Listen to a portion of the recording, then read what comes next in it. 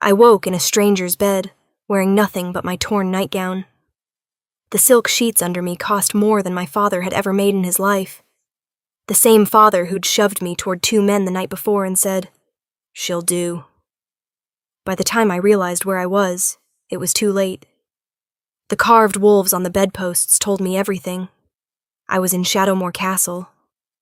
And in 3 days, the man who owned this bed would either claim me or destroy me. I just didn't know which yet. My body felt heavy, drugged. I forced myself to sit up, and that's when the details came into focus. The massive 4-poster bed that could fit 6 people. The vaulted ceiling with beams carved from ancient oak. The fire crackling in a hearth large enough to roast a deer. Everything in this room whispered power. Everything except me. Move, Valerie. Move now. But moving meant accepting my father had actually sold me off. I'd known he was desperate. 3 months behind on debts, drinking himself unconscious every night, muttering about men who'd come to collect. But I didn't think. I never thought. My hands were shaking. I pressed them against the silk, trying to ground myself, and that's when I noticed. My wrists were clean. No rope burns. No bruises from the broad man's grip when he'd grabbed me. Someone had washed me, changed me. The door opened. I'd imagined the Alpha King 1,000 times. We all had. In our village, mothers threatened misbehaving children with him. Be good, or the Wolf King will come for you in the night. Traders spoke his name in whispers. They said he'd killed his own father to take the throne, that he could shift faster than thought, that his wolf was black as midnight and twice as cruel. But the man who walked through the door didn't look cruel. He looked tired, and devastatingly beautiful in a way that made my breath catch. Tall, broad-shouldered, dark hair that needed cutting, falling into eyes that were a beautiful shade of amber. Wolf eyes, even in human form. They fixed on me with an intensity that made my skin feel too warm. His jaw was tight with something that looked almost like restraint. He stopped 3 feet from the bed, didn't come closer, just stood there, studying me like I was a puzzle he needed to solve, and I hated how aware I was of every detail. The way his shirt was open at the collar, showing the hollow of his throat, the breadth of his shoulders. "You're awake," he said, interrupting my thoughts. His voice was rougher than I expected, deeper. "Good. We don't have much time." I pulled the sheet up to my chin, trying to ignore the flutter in my stomach. "Where am I?" "You know where you are." He moved to the window, putting distance between us, and I realized it was deliberate, like he didn't trust himself to move close to me. "Your father sold you to settle a debt. I bought the contract. You're in my castle, in my room, and before you panic..." He glanced back at me and something in his expression made heat crawl up my neck. "Nothing happened. You were unconscious. I had my healer clean your wounds and put you to bed. That's all." "Why?" The word came out sharper than I intended. "Why buy me? What could you possibly..." "Because your father stole something from me." He turned fully now, and those amber eyes pinned me in place. "Something I need back in the next 3 days, and I think you know where it is." Before we continue, please like this video and subscribe. It will make my day. Now back to our story. I stared at him. "I don't know what you're talking about." "Your father was a castle guard here, 15 years ago." He said it like he was stating facts, not accusations. Low level, night watch on the East Wing. He had access to places most didn't, and one night, he walked out with something that didn't belong to him. 15 years. I would have been 5. I had no memory of living anywhere but our cottage, no memory of castle walls or guard rotations. My father never talked about his past, just drank and raged and blamed my mother for everything wrong in his life. "He was a guard?" My voice sounded hollow. "Here?" "Until he fled in the middle of the night with my family's seer and a relic worth more than this entire territory." Henry's jaw tightened. "Valerie, he left with your mother and the moonstone." The room tilted. I gripped the sheets harder. "My mother died when I was 7. She wouldn't. She died protecting you from what that stone could do. He moved closer now, just one step, and I saw something flicker in his expression. Not anger, something worse. Grief. Marin was my family's seer for 2 decades. She was like an aunt to me. And then she saw something that made her run. She took your father and the stone, and disappeared. Marin. Hearing someone say her name with that much care made my throat tight. What is it? I asked. This moonstone. A binding relic. It can forge mate bonds or break them. He said it simply, but I heard the weight beneath the words. In 3 days, I'm supposed to marry Ivana Greythorn. Her pack controls the northern passes. The marriage was arranged after my father's death, a treaty to prevent war. But Ivana, he exhaled slowly. She's not interested in peace. She wants power. Once we're bonded, she'll have access to my pack, my territory, my wolves, and she'll use them to start the exact war the marriage was meant to prevent. I processed this slowly. An arranged marriage, a stolen relic. So you need the stone to break the engagement? I need it to break the bond before it's forged. After the ceremony, it's permanent. His eyes met mine. Your father was paranoid, drunk, half mad the last time anyone saw him. But he wasn't stupid. He hid that stone somewhere safe. Somewhere only he, or someone with his blood, could find it. And you think I know where? I think your mother made sure you would. Eventually. He pulled something from his pocket, a folded piece of paper, yellowed with age. We found this in your father's coat, your mother's handwriting. He held it out. I didn't want to take it at first. Taking it meant believing all of this, that my mother had been someone important, that my father had been something other than a violent drunk, that my entire childhood had been built on lies. The paper was soft, nearly falling apart at the creases. The handwriting was small, precise, somehow familiar, even though I'd been too young to remember my mother's letters. When the wolves come hunting, look where the water remembers. She'll know the way. That's it? I looked up. That's what you're basing this on? A cryptic note that could mean anything? Your mother was a seer. She spoke in riddles because the future isn't fixed. It shifts depending on who's listening. Henry's voice was patient, like he'd explained this before. But she always left breadcrumbs, always made sure the right person could find their way. I'm not the right person, I stopped. Just what? The daughter of a drunk who'd sold me for coin? A girl with no prospects, no future, no worth beyond what someone would pay? I can't help you. You're the only one who can. He moved to the bed now, close enough that I could see the fine scars on his hands, the calluses from holding a sword.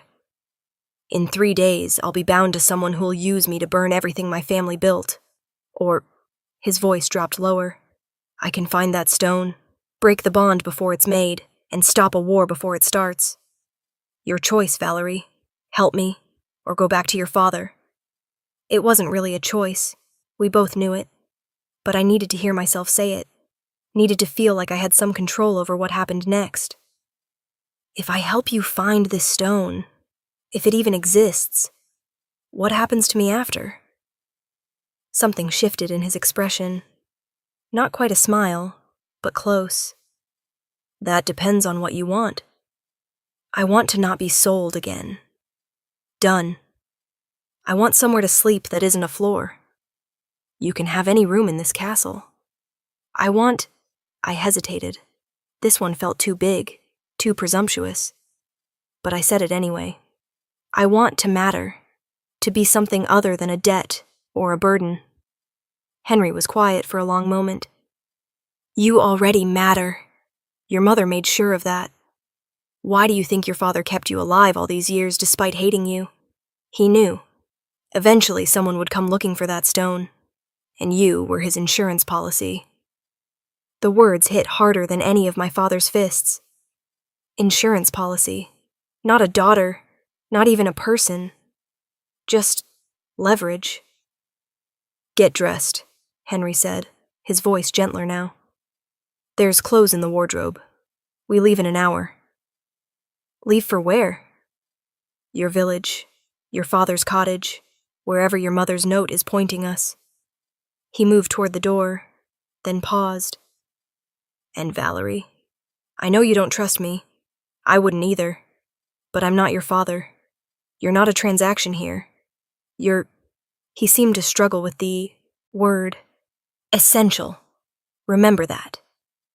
Then he was gone, and I was alone with silk sheets and a note that said my mother had known this would happen. When the wolves come hunting, look where the water remembers. I had 3 days to figure out what that meant. An hour later, I was dressed in traveling clothes that actually fit.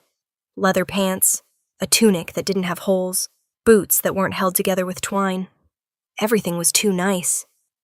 I kept waiting for someone to realize there'd been a mistake, that these weren't meant for me. Henry was waiting in the courtyard with 2 horses and a small pack. No guards, no entourage, just him. You ride? He asked. I've been on a horse twice. Both times I fell off. He almost smiled. Try not to fall off today. The horse he gave me was a gentle mare, already saddled. I managed to get on without embarrassing myself too badly, and then we were moving, out of the castle gates, through the town that sprawled at its base, into the forest roads that led south, toward home. Except it had never been home. Just a place I'd survived. We rode in silence for the first hour. I kept expecting him to interrogate me, to demand answers I didn't have, but he just rode, steady and quiet, occasionally glancing back to make sure I hadn't fallen. Finally, I couldn't take it anymore. Why aren't you married already? I asked. If you're a king, couldn't you have just chosen someone else? It doesn't work like that, not with treaty marriages. His voice was even, factual. My father made the arrangement before he died, signed in blood, witnessed by both packs. Breaking it without cause would be seen as an act of war. But if the bond can't be formed, if the relic needed for the ceremony is missing, then it's not my fault. It's just unfortunate timing. So you've been looking for the stone for a while. 2 years, since I took the throne. He guided his horse around a fallen tree. Your father covered his tracks well, disappeared completely. It wasn't until 6 months ago that one of my scouts found him in your village, drunk and ranting about debts.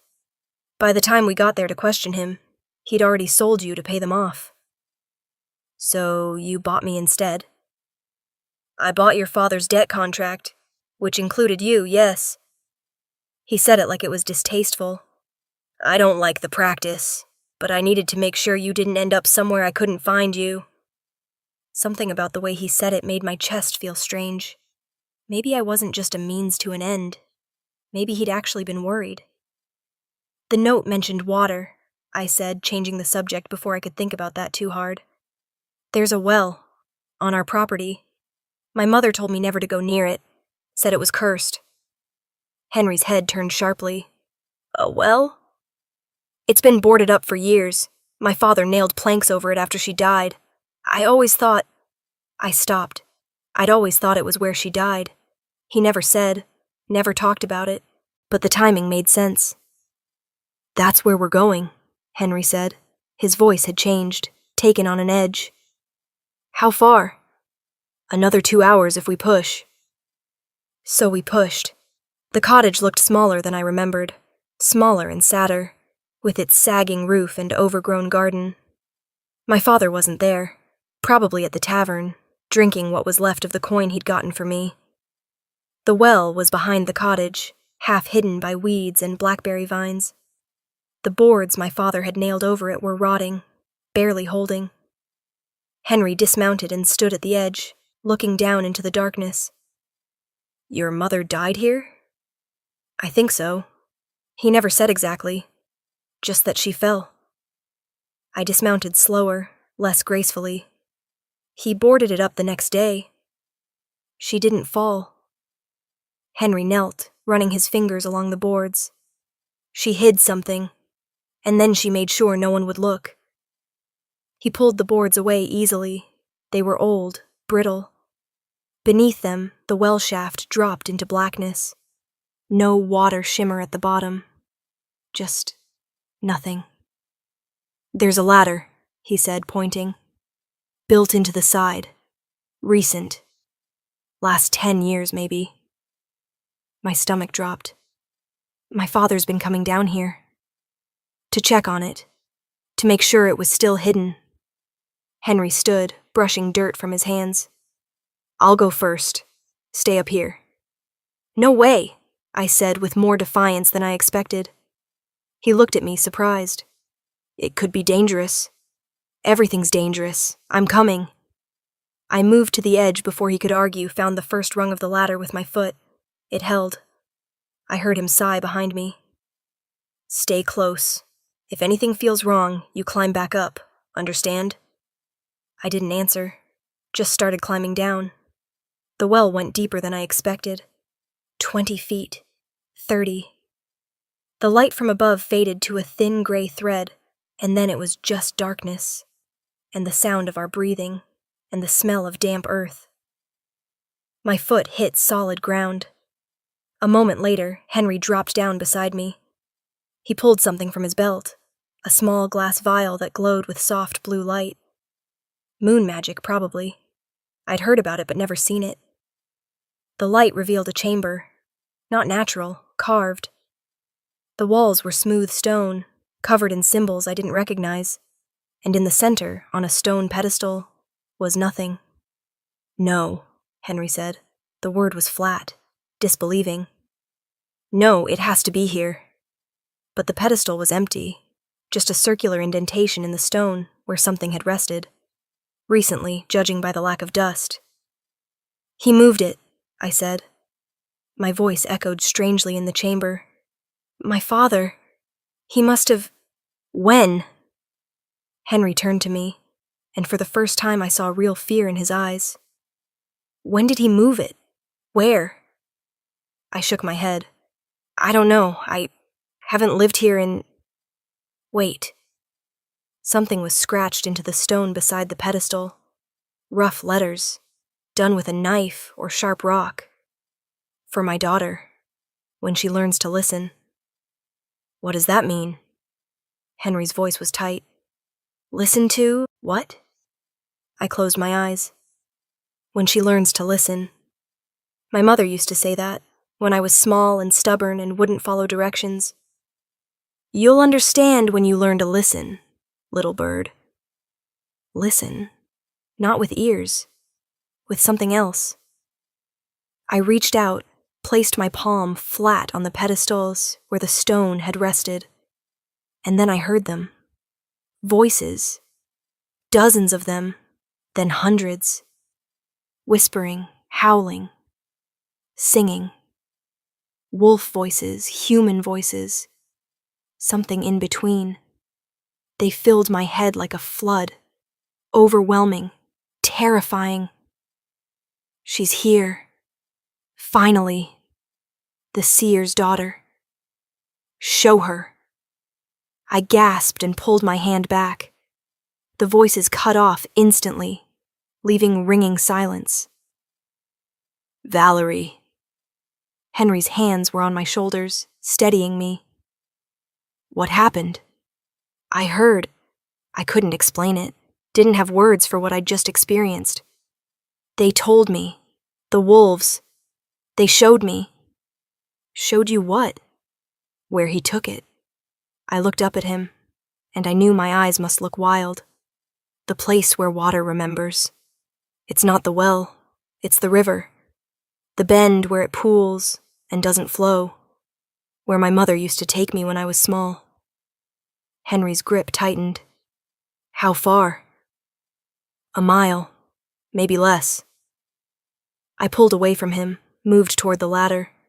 "We need to go now, before my father realized I was here, before he moved the stone again."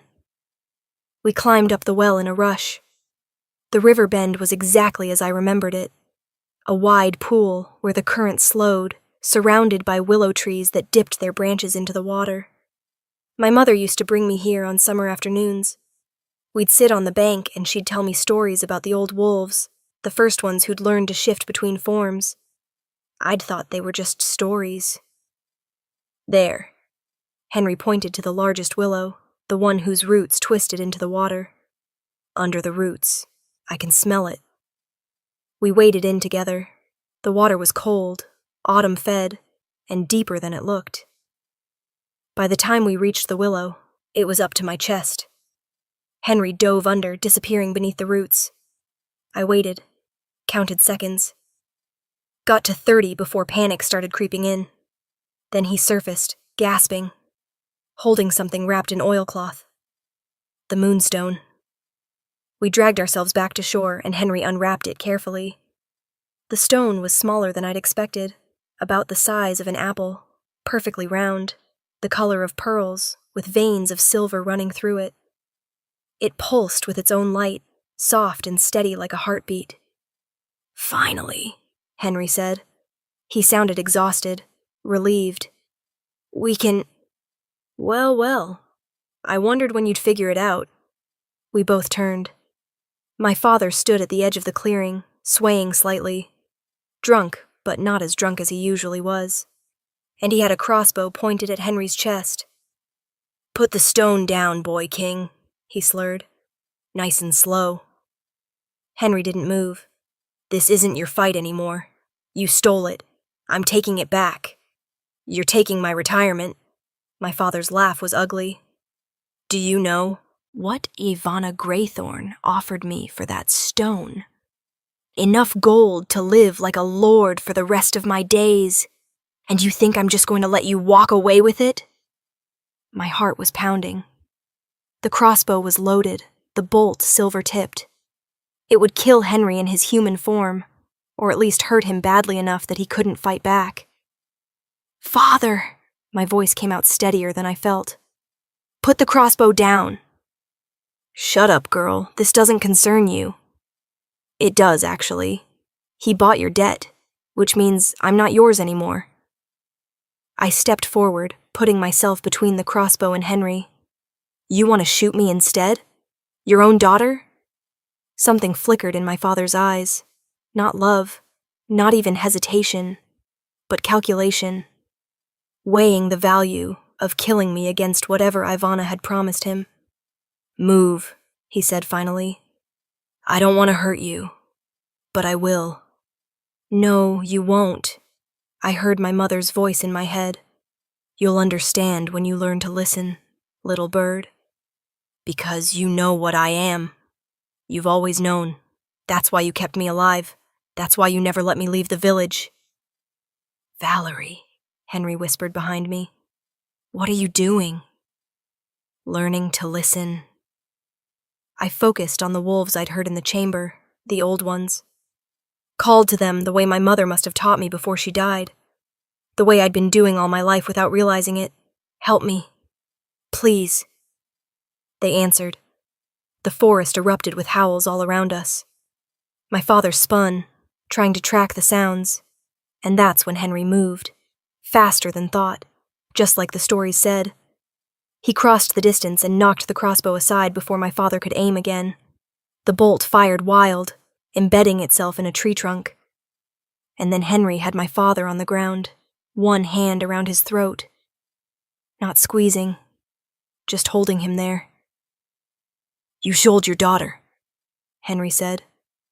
His voice was menacing, terrifying in its control. "You stole from my family. Give me one reason I shouldn't kill you right now." My father wheezed, clawing at Henry's hand. "She's not normal." "You're right. She's not." Henry's eyes flicked to me, and I saw something in them I couldn't name. "She's extraordinary, and you were too drunk and selfish to see it." Finally, he let go. My father collapsed, coughing. "You're exiled," Henry said. "From this territory. From all territories under my rule. If I see you again, I won't be merciful." He picked up the moonstone from where he'd dropped it. "Go. Now." My father stumbled to his feet, shooting me one last look, poisonous, hateful. Then he ran. I watched him disappear into the forest. I felt no relief, no grief, just emptiness where something should have been. "Are you all right?" Henry's voice pulled me back. I was shaking now, the adrenaline draining away. "I heard them. The wolves. They came because I couldn't finish. Because you called them, the way your mother did." He stepped closer and his hand found mine. Warm, solid, real. "You're a speaker, Valerie. That's what seers call it. You can communicate with wolves, not just shifters, all wolves. It's why your mother ran. Someone would have used that gift, weaponized it." "Someone like Ivana?" "Yes." I looked down at our hands. His fingers were laced with mine, careful not to squeeze too hard, like he was afraid I'd break. "The stone," I said. "You have it now. You can break the bond." "I can." But he didn't sound happy about it. "There's something I didn't tell you, about how the stone works." My stomach dropped. "What?" "Breaking a bond requires a replacement. The magic needs something to anchor to, another potential bond, another connection strong enough to override the first."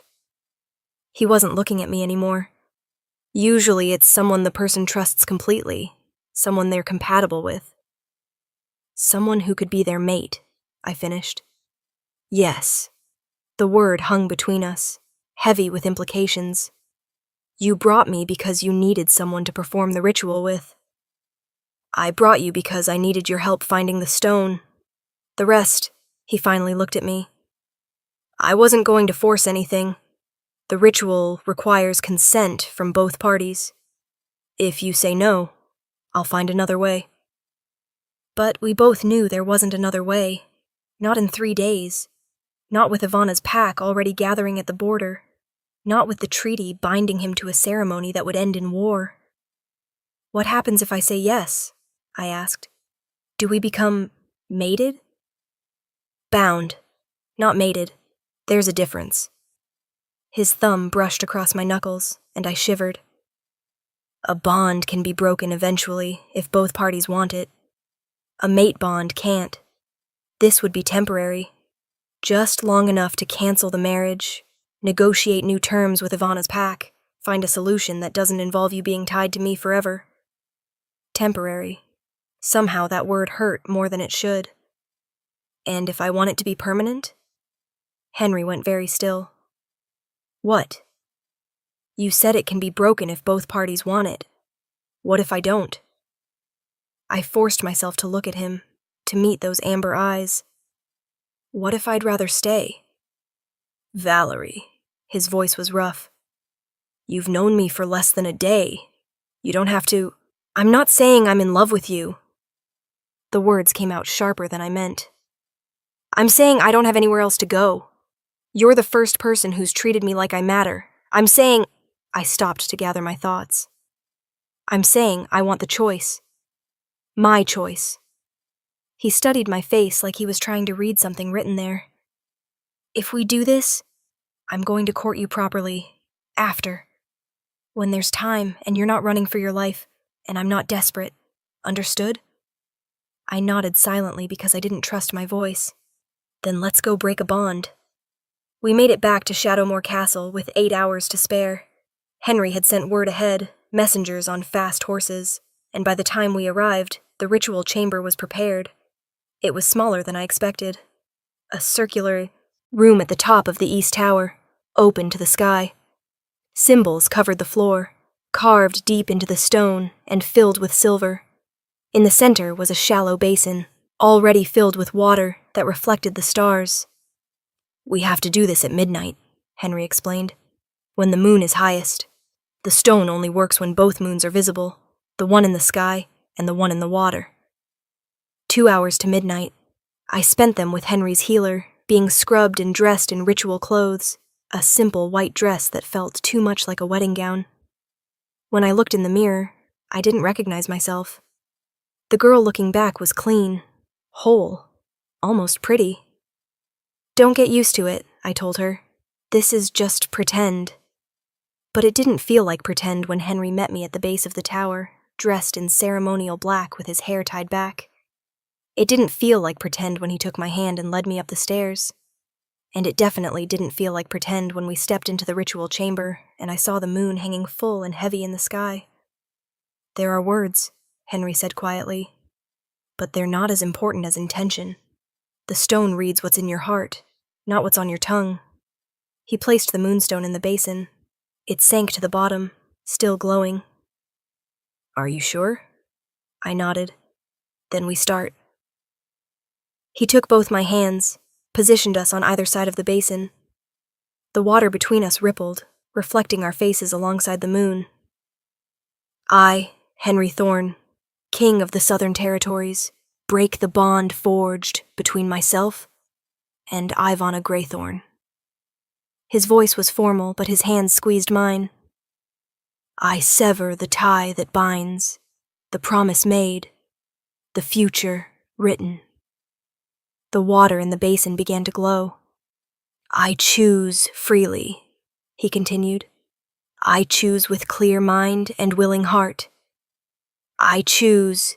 His eyes met mine. Valerie. My turn. My mouth was dry. Valerie, I faltered. I didn't even know my family name. My father had never used one, and my mother's had died with her. I, Valerie, daughter of Marin, accept this bond.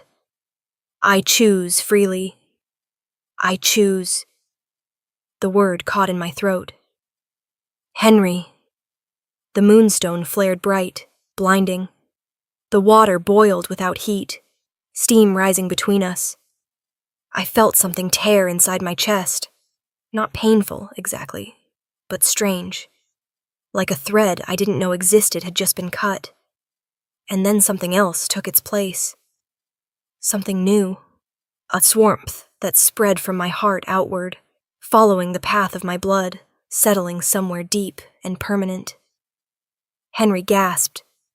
I realized he felt it too, this new connection, fragile and strong at the same time. The light faded, the water stilled. The moonstone sat dark at the bottom of the basin, its magic spent. It's done, Henry said. He sounded shaken. The bond with Ivana is broken, and we're bound, I finished. We stood there, hands still clasped, staring at each other in the moonlight. The air between us felt charged, heavy with things unsaid. I can feel you, Henry said finally. Your heartbeat, your emotions. It's faint, but it's there. I feel it too. It was overwhelming yet comforting at the same time, like I'd never be alone again, even in my own head. Is that normal? For a bond this strong? Yes. He pulled me closer, and I let him wrap his arms around me while I pressed my face against his chest and tried not to cry. You're safe now, Valerie, I promise. No one can sell you, claim you, or hurt you. You're under my protection. Always. And when the bond breaks, I asked against his shirt. When we dissolve it? If we dissolve it. His voice was quiet. But that's a conversation for later. For now, just stay. News of the broken bond reached Ivana's pack by morning. Her father demanded a meeting, threatened war, called it a breach of honor. Henry met with him in the great hall while I watched from the gallery above, hidden behind a screen. The stone was stolen, Henry said calmly. By the time we recovered it, the original bond had degraded. The magic was unstable. Continuing with the ceremony would have been dangerous for both parties. Convenient timing, Ivana's father growled. And the girl? The one we hear you've bonded to in my daughter's place? That's none of your concern. It is when she's a nobody, a peasant. You insult my daughter. I saved your daughter. Henry's voice hardened. Ivana would have used our bond to control my pack. Start conflicts with territories you couldn't win against, and get your people killed in a war you didn't want. You know this. I know this. Silence fell over the hall. Then Ivana's father finally spoke again. What do you propose? A new treaty. Open borders, shared resources, mutual defense. The things that actually prevent war instead of just delaying it. They negotiated for hours. In the end, Ivana's father agreed, not happily, but firmly. The marriage was off. The treaty would be rewritten. And I was still bound to a king. Henry found me later on the castle walls, watching the sun set over the forest. They're leaving tomorrow, he said, leaning against the stone beside me. It's over. Just like that? Just like that. He was quiet for a moment. You were right, about having a choice. I want to give you one now. My heart tightened. You want to break the bond. I want to give you the option. If you want to stay, you can. If you want to leave, I'll make sure you have money, protection, a place to go. Whatever you need. He turned to face me fully. But I need you to know, the past 3 days haven't been just about the stone for me. They've also been about you. Seeing who you are when you're not afraid. And who am I? Someone brave. Someone kind, despite having every reason not to be. Someone who hears wolves and doesn't run from what she is. His hand found mine on the wall. Someone I'd very much like to keep getting to know. If you'll let me. I looked at our hands, thought about everything that had happened. My father selling me, waking in a stranger's bed, diving into wells and calling wolves and breaking bonds. I didn't understand. Ask me again, I said finally. In a month, like you promised. Henry smiled. A real smile this time, not the careful, controlled version. I'll ask you every day until you say yes. I might say no. You might. He raised my hand to his lips, pressed a kiss to my knuckles. But I don't think you will. Neither did I. We stood there on the wall while the sun wet and the stars came out, bound by magic and choice and something that felt dangerously close to hope. In 3 days, I'd gone from being worth half a debt to being worth everything. Not because a stone said so, not because a ritual made it true, but because I'd chosen it, and he'd let me. That was worth more than any bond. A month later, I looked up from the circle of wolves surrounding me in the castle courtyard. Henry was watching from the steps, arms crossed, trying not to smile. You're doing it wrong. I'm doing exactly what you told me to, I called back, projecting calm, being confident. You're projecting, please don't eat me. There's a difference. One of the wolves, a large gray female named Sarah, huffed in what I'd learned to recognize as amusement. The others shifted restlessly, waiting for my next command. I'd been training with the pack for 3 weeks now, learning to use my gift, to communicate properly instead of just instinctively. It was harder than it looked. Wolves didn't think in words the way humans did. They thought in images, emotions, sensations. Learning to translate was like learning a new language, while also learning to hear. But I was getting better. I closed my eyes, reached for that space in my mind. It was harder than it looked.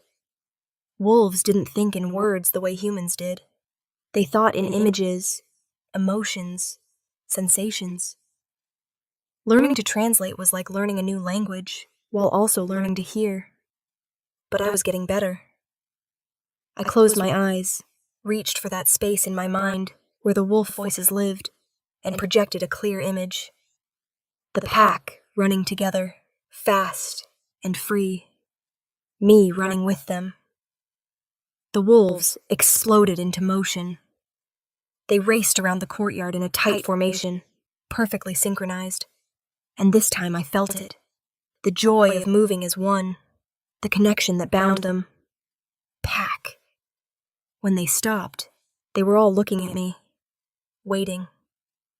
Good, Henry said from the steps. He'd moved closer without me noticing. That's good, Valerie. They trust you now. They tolerate me, I corrected sheepishly. Same thing. With wolves. He dismissed the pack with a gesture, and they loped off toward the forest. Then it was just us in the empty courtyard, the afternoon sun warm on the stones. Walk with me? We'd done this almost every day since the ritual. Walked the castle grounds, learning each other in increments. He told me about growing up as a prince who never wanted to be king, about the weight of responsibility and the loneliness of power. I told him about my mother's stories, about the girl I'd been before my father's fists taught me to make myself small. We didn't talk about the bond. It was there between us, growing stronger every day, not because the magic demanded it, but because we did. There's something I need to ask you, Henry said as we reached the gardens, and I need you to answer honestly. My stomach tightened. All right. Are you happy here? I stopped walking. I looked at him, the way he carried tension in his shoulders, the way his jaw tightened when he was worried, the way he looked at me like my answer actually mattered. Yes, I said simply. I am. Even though you didn't choose this, I chose to help you find the stone. I chose to perform the ritual. I chose to stay. I stepped closer. Those were all my choices, Henry. No one forced them. Your father. He's gone. And I'm glad. The words came out fiercer than I intended. I spent 18 years being his burden, his thing to sell. I'm not that anymore. I gestured helplessly at the castle, the gardens, him. This, whatever this is. He was quiet for a long moment. It's been a month. My heart skipped. It has. I said I'd ask you every day. His hand found mine, warm and familiar now. But I thought today should be special, since it's the deadline and all. Very presumptuous, assuming I've been counting. Haven't you? I had. Of course I had. Henry pulled something from his pocket, a small velvet box. My breath caught. This isn't what you think, he said quickly. It's not. I mean, it could be, eventually, if you wanted, but right now it's just... He stopped, took a breath. I'm doing this badly. He opened the box. Inside was a ring, silver with a moonstone set in the center. Not the moonstone, that was locked away somewhere safe, but a smaller echo of it. This is a choice, Henry said. Not an obligation. Not a bond that magic forced on us. He took the ring out, held it carefully. This is me asking if you want to stay. Not because you have nowhere else to go. Not because we're bound. But because you want to be here with me. Building something real. My throat was tight. If I say yes, then we figure out what comes next. Together. His eyes met mine. And if you say no, the bond breaks. Clean. You're free to go wherever you want. Be whoever you want. No strings. I looked at the ring, at him, at the castle behind us and the forest beyond, and the life I'd built here from nothing. Thought about my mother, who'd run to protect me. My father, who'd tried to sell me. And Henry, who'd given me the one thing no one else ever had. A choice. I'm ready, I said. Henry smiled, dropped to one knee right there in the garden, still holding the ring. Valerie, daughter of Marin, speaker of wolves, breaker of bonds, will you stay with me? I pulled him to his feet, took the ring from his hand and slipped it onto my own finger. I'll stay, but not because you asked nicely. No? Because you let me choose. Every day, every moment, you let me choose. I kissed him then, soft and sure. And I choose this. I choose you. The bond between us flared warm, settling deeper. Permanent now. Not because a stone made it so, but because we did. When we pulled apart, Henry was grinning. Does this mean I can stop asking every day? Absolutely not. I want to hear it every single day for the rest of my life. Deal. We walked back to the castle hand in hand while the sun set behind us, painting the sky in shades of gold and red. Somewhere in the forest, wolves howled, a song of pack, of belonging, of home. And for the first time in my life, I knew exactly where I belonged. Thank you so much for listening. Where are you listening from? Let's meet in the comments. And if you enjoyed my story, please subscribe. It's free, and it helps more people hear these stories.